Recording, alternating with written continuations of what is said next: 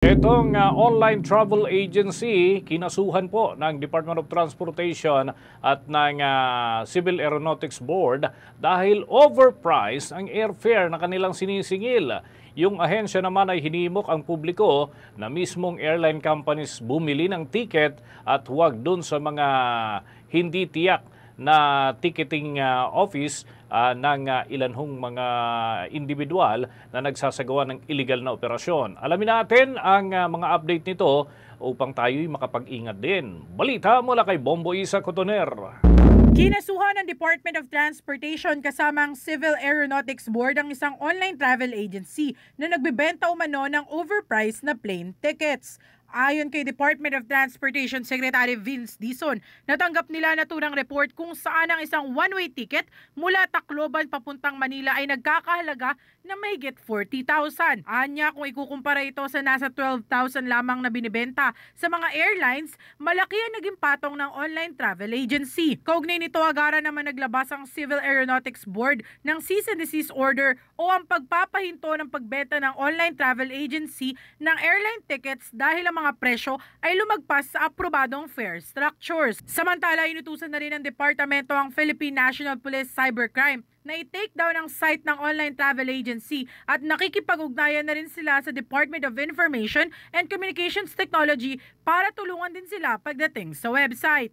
Ayon kay Dizon, sunod na nilang ifa-file ang criminal economic sabotage case laban sa online travel agency. Dagdag pa niya, inutusan na rin nila ang Civil Aeronautics Board na imbestigahan ang iba pang online platforms na pinaghihinalang nananamantala sa sobrang singil sa mga plane tickets. Hindi lamang sa Tacloban, kundi pati na rin sa iba pang destinasyon. Nilinaw naman ni Dizon na walang kinalaman ng multinational airline na kaparehas nila ng pangalan sa isyong kinasasangkutan ng online travel booking platform. The PNP to take it down, PNP Cybercrime to take down this website today.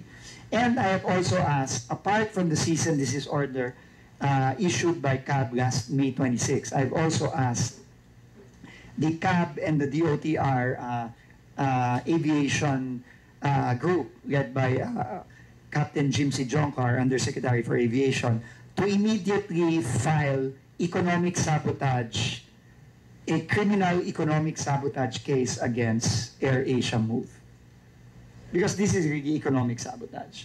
And CAB, I've also instructed CAB to investigate other online platforms that are doing the same thing, not just for Tacloban, but for other destinations as well. Hinimok din ni Dizon ang publiko na dumiretso ng mag-book ng plane tickets sa airline companies dahil regulated ang kanilang mga fare structure, kaya siguradong hindi magpapatong ng mataas sa plane tickets. Nagbabala rin siya sa mga gagawa pa ng mga ito. Anya, kakasuhan nila ang sino mang nananamantala sa mga mamamayan. We are in the right here. So, like I said, pwede naman silang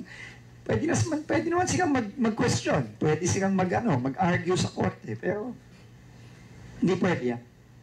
Hindi tayo papayag na may mga biktima pa dyan ulit. At sa mga kababayan pala natin, no, huwag ko kayong bibigyan sa mga dyan sa AirAsia Move It na yan. Bumili ko kayo, diretso na ako sa PAL. O kaya sa Cebu Pacific. Huwag ko kayong bibigyan sa mga lokong to. No? Because kitang-kita nyo naman, yung presyo ng PAL, 12,000 eh. Siya, binibenta niya 40,000 eh. Di ba? Mahigit times 3 yun eh.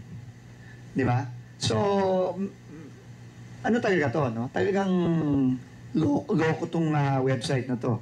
Mula sa Department of Transportation Office Lungsod ng San Juan para sa Bombo Network News. Bombo Isa Cotoner, nag-uulat para sa #1 and most trusted radio network in the country, Bombo Radio Philippines. Basta Radyo, Bombo!